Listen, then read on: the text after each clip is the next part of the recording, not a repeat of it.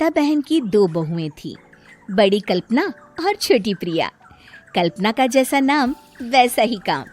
सारा दिन कल्पनाओं में रहती, ना कोई काम करती न कोई धाम। अरे कल्पना बहू, जरा अच्छी सी चटनी पीस दे, आज कुछ मजेदार खाने का मन है। पेट में जलन हो जाएगी माँ जी बुढ़ापे में, और वैसे भी मेरा काम करने का वक्त शाम का है, अब प्रिया को ही बोल दो। इतना कहकर कल्पना वहां से चली जाती है। कांता कल्पना के ऐसे रवैये से काफी परेशान रहती हैं। मैं बना देती हूँ माँ चटनी। ऐसा बोलकर प्रिया माँ को चटनी बनाकर प्लेट में खाने को देती है कि तभी वहाँ कल्पना आ जाती है। अरे वाह चटनी, जरा चक्कर तो देखूं, बड़े दिन हो गए। अरे नहीं बहू, तू तो रहने ही दे चटनी खाना, पेट में जलन हो जाएगी।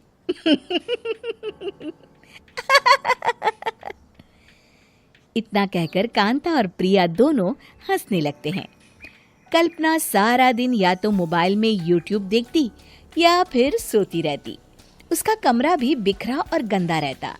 एक दिन कल्पना का पति अशोक उससे कहता है, अरे कल्पना, जानवर भी उस जगह को साफ कर लेता है जहाँ वो बैठता है, तुम तो इंसान हो, कैसे इतने गंदे कमरे में रह लेती हो?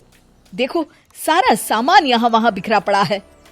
ज्यादा अपनी माँ का बोल ना बोलो। हाँ, कमरा तुम्हारा भी तो है, गंदा लग रहा है तो साफ कर लो।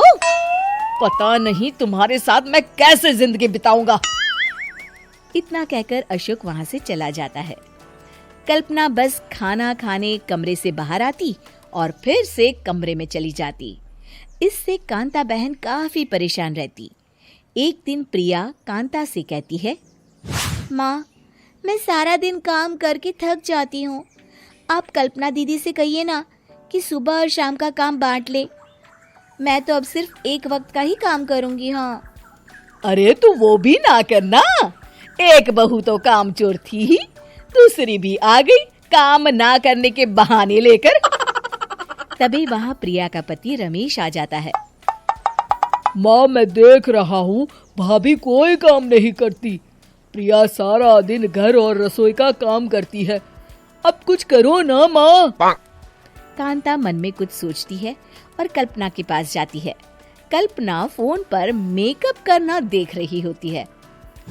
कल्पना, तुम सारा दिन बस मोबाइल देखती हो, घर का कोई काम भी कर लिया करो।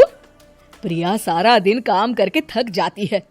आज से मैंने फैसला किया है, एक वक्त का काम तुम करोगी, सुबह का खाना तुम बनाओगी और रात का प्रिया।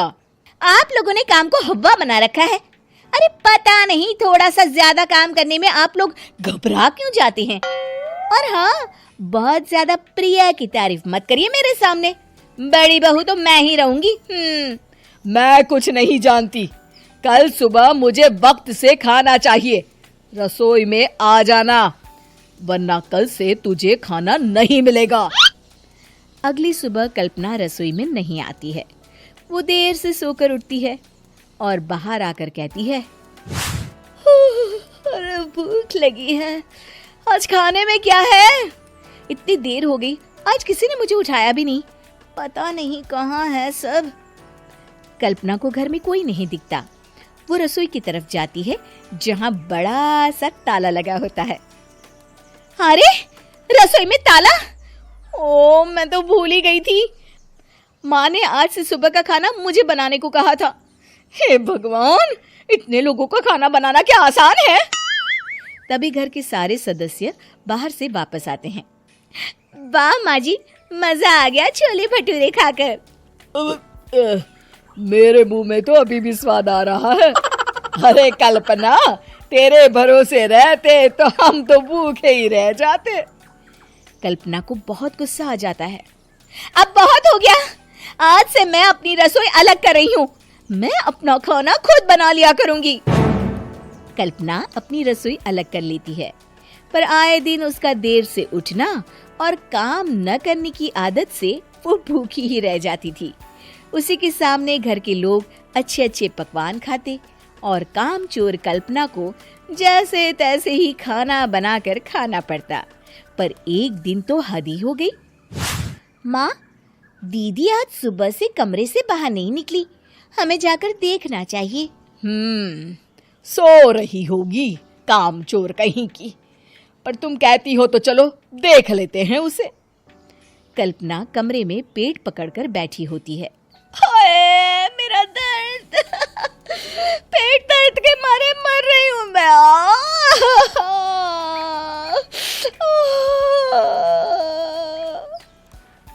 अरे दीदी क्या हुआ, पेट में दर्द क्यों हो रहा है? डॉक्टर को दिखाया आपने?